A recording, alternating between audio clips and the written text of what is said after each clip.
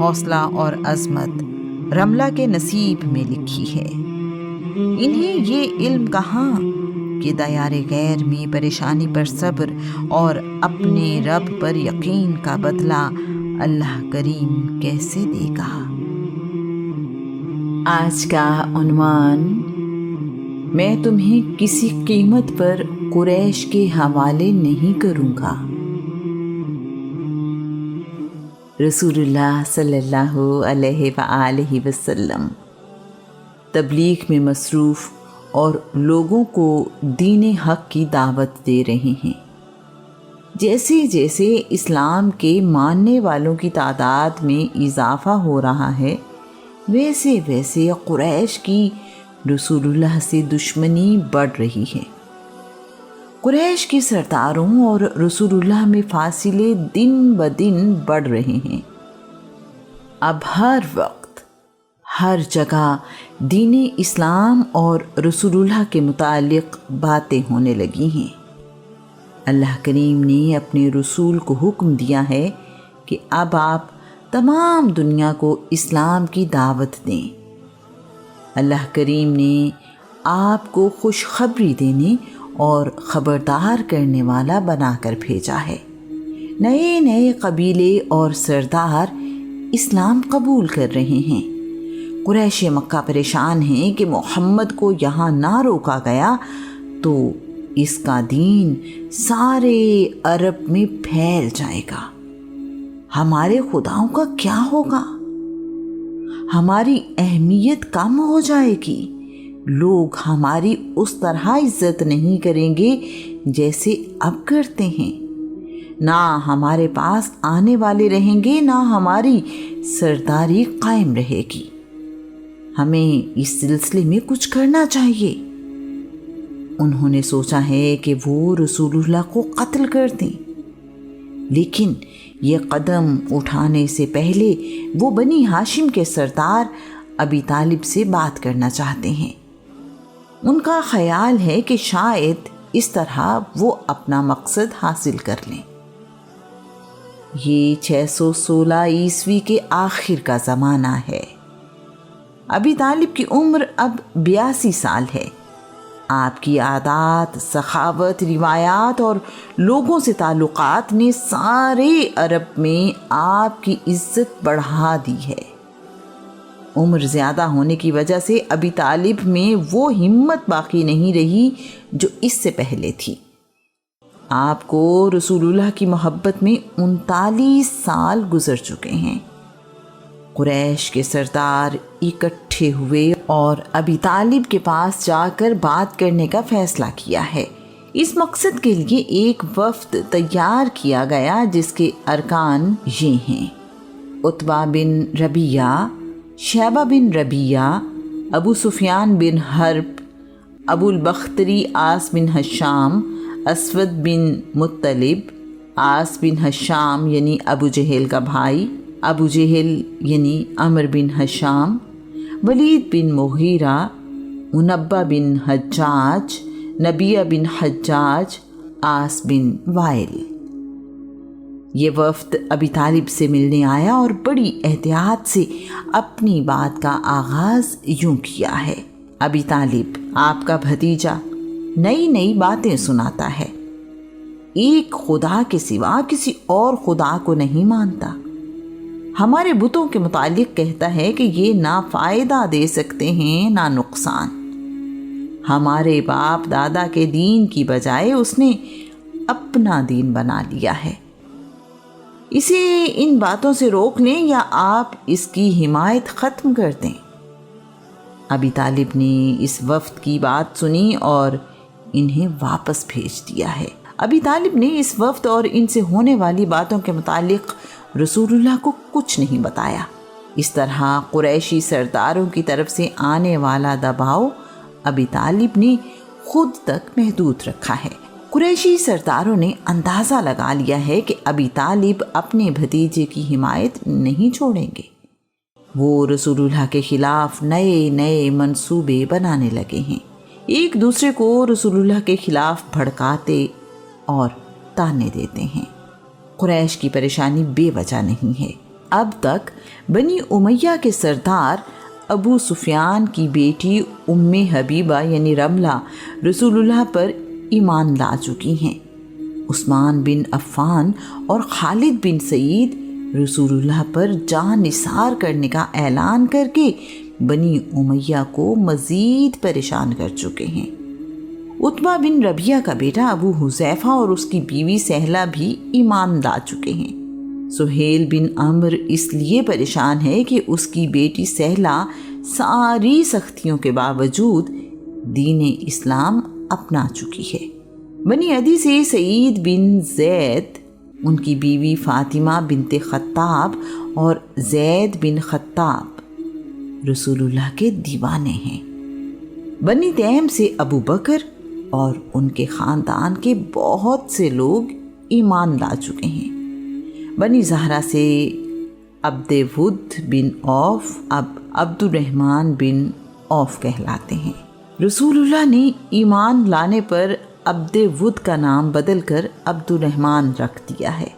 شفا بنت عوف، سعد بن ابی وقاص اور عمیر بن ابی وقاص بھی رسول اللہ پر ایمان لانے والوں میں شامل ہو چکے ہیں۔ قریش کے علم بردار بنی عبد الدار کا خوبصورت ترین نوجوان مصعب بن عمیر رسول اللہ پر جان چھڑکتا ہے۔ بنی جمحہ سے عثمان بن مظعون، عبداللہ بن مظعون، قدامہ بن مظعون اور صائب بن مظعون اسلام کی سچائی کے قائل ہو چکے ہیں۔ بنی سہم سے عبداللہ بن حذافہ اور ہشام بن عاص بھی اپنے ایمان لانے کا اعلان کر چکے ہیں۔ بنی عبد شمس سے عبداللہ بن سہیل اور امی کلثوم بنت سہیل بھی رسول اللہ کی رسالت کی گواہی دے رہے ہیں۔ بنی فہر بن مالک سے ابو عبیدہ بن جراح اور کئی دوسرے لوگ رسول اللہ کی خدمت میں حاضر ہو کر اپنے ایمان لانے کا اظہار کر چکے ہیں۔ ابو جہل کے خاندان بنی مخزوم سے 12 مرد اور عورتیں اسلام لے آئے ہیں۔ ان میں ابو جہل کا بھائی سلمہ بن ہشام بھی شامل ہے۔ معمر بن حارث، حاتب بن حارث، حتاب بن حارث اور عبیدہ بن حارث مسلمان ہونے والوں میں شامل ہیں۔ ابو بکیر کے 4 بیٹے عاقل، خالد، ایاس اور عامر نے جان لیا ہے کہ رسول اللہ سچے ہیں۔ ابو سلمہ، ام سلمہ، ارقم بن ابو ارقم، ولید بن مغیرہ اب مشرک نہیں رہے۔ حمزہ بن عبد المطلب اور عمر بن خطاب کا ایمان لانا قریش کے لیے بڑے صدمے کا باعث ہے۔ اس صورتحال میں قریش کے سرداروں کو چین آئے بھی تو کیسے؟ انہوں نے محمد بن عبداللہ پر ایمان لانے کی بجائے دشمنی کرنا زیادہ بہتر خیال کیا ہے۔ قریش کے سرداروں نے ایک بار پھر ابی طالب سے بات کرنے کا فیصلہ کیا ہے، لیکن ان کا لہجہ اور گفتگو کافی سخت۔ وہ اس بار فیصلہ کن بات کرنے آئے ہیں۔ انہوں نے کہا ہے، ابی طالب، ہمیں اس بات کا احترام ہے کہ آپ عمر اور عزت میں ہم سے بڑے ہیں۔ ہم اس سے پہلے بھی آئے اور آپ سے کہا تھا کہ محمد کو روکیں، مگر آپ نے ایسا نہیں کیا۔ خدا کی قسم، بات اب ہماری برداشت سے باہر ہے۔ آپ محمد کو روک لیں، اس لیے کہ ہم مزید صبر نہیں کر سکتے۔ وہ ہمیں ایک خدا کی عبادت کرنے کا نہ کہے۔ اسے منع کریں کہ ہمارے غلاموں کو ہمارے برابر کہہ کر ہماری توہین کرنا بند کر دے۔ آپ محمد کی حمایت چھوڑ دیں، ورنہ ہم آپ دونوں کے خلاف اعلان جنگ کر دیں گے۔ یہ جنگ اس وقت تک جاری رہے گی جب تک ہم میں سے کوئی ایک فریق ختم نہ ہو جائے۔ قریشی سردار اس قدر غصے میں تھے کہ ابی طالب کو جواب دینے کا موقع بھی نہیں دیا اور اٹھ کر چلے گئے۔ ان کی گفتگو، انداز اور لہجہ صاف بتا رہا تھا کہ وہ دھمکی دینے آئے تھے۔ ابی طالب کو اس دھمکی کا بہت دکھ ہوا ہے۔ وہ اپنے بڑھاپے میں پوری قوم سے دشمنی نہیں لینا چاہتے، نہ ہی رسول اللہ کی حمایت اور حفاظت چھوڑنا چاہتے ہیں۔ وہ کسی طور پر بھی یہ نہیں چاہتے کہ رسول اللہ کو ان سرداروں کے رحم و کرم پر چھوڑ دیں۔ ابی طالب کے لیے تو پچھلے 39 سال سے زندگی کا مقصد ہی رسول اللہ کی خدمت ہے۔ ابی طالب نے رسول اللہ کو پیغام دے کر اپنے پاس بلوایا ہے۔ رسول اللہ کو چچا کا پیغام دوپہر کے وقت ملا ہے۔